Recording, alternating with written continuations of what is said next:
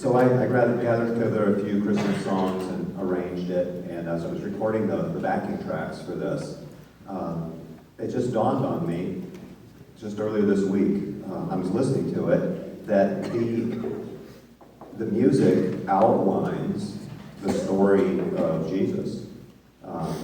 If you forget about the lyrics of the Christmas songs for just a minute and just listen to it as a musical piece, the highlights in Jesus' life and through the entire story all the way up to today, really, were covered musically, which was kind of surprising to me. I did not plan that at all, but it really made the piece a lot more impactful to me in terms of its meaning, so I wanted to share that with you real quick. When Jesus came into the world was a relatively dark place. It was quite cruel and barbaric, and we have some darkness, of course, in this world still, but not quite the way it was then. Now, so the piece starts in a very haunting, melancholy, kind of sorrowful melody, but it's also very delicate. And when Jesus came into the world, of course, he came in not triumphantly, but as a baby. And babies are very delicate and very vulnerable. He's completely dependent. And so the music is very evocative of that to me. It builds as the promise grows, he grows. But even early in his life, there was this moment of trauma that came in. And that happened when he was just about 2 years old. Wise men came in, they'd been traveling. They finally got there, and they went to King Herod. And Herod, well, I like to say, maybe they weren't too wise to the political reality at the time, or they would have known maybe the character of Herod. Apparently they didn't, because they came to honor Jesus, but they went to Herod, and Herod wants to kill any threat. And he is so barbaric that he doesn't just try to find this child and kill this child. He's going to kill every child just to make sure he gets the one. So he sends his soldiers up to slit the throats of all of these babies, which is frankly unthinkable. Even by the barbaric standards in our world today, this is unthinkable. And this is the king of the Jewish people. This is not a Saddam Hussein in some corner of the world. This is their world. So that it gives us some evidence of just how dark this world was at the time. So the music shifts, and you might hear Carol of the Bells, which is a familiar Christmas song, but what I hear when I hear that is some drama happening, and this is high drama, of course. This is life and death, and it builds up, the intensity builds, and I imagine them hearing the news the soldiers are on the way. They have to quickly, gather up their things and leave before they're killed. And then, of course, the soldiers come, and this kind of atrocious tragedy here occurs.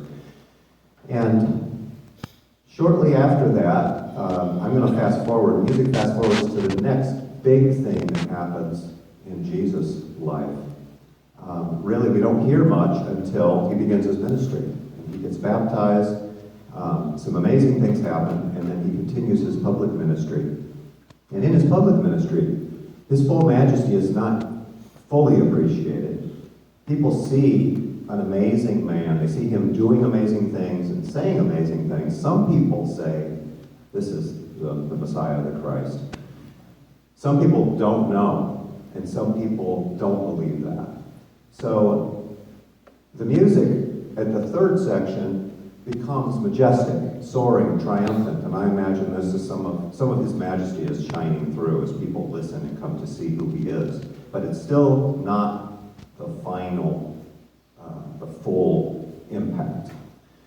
That breaks, and the music gets almost violent for a second, and this to me is the arrest and the crucifixion. But that is not the final word. That immediately rolls into a section that's very triumphant, which of course, the resurrection comes right on the heels of that, almost immediately. And even that's not the final end of the story, because after that, then the apostles, the Holy Spirit's poured out, the apostles, they move and then start spreading this the good news and the message of Jesus throughout the corners of the earth, and which has continued right up to today. And so that is, it ends with the theme of joy to the world. So that's the story. It's 6 or 7, I don't really know exactly how many songs, I just kind of threw these together as they occurred to me. And it's about 3 minutes, and it's the whole story from the beginning up to today in instrumental terms.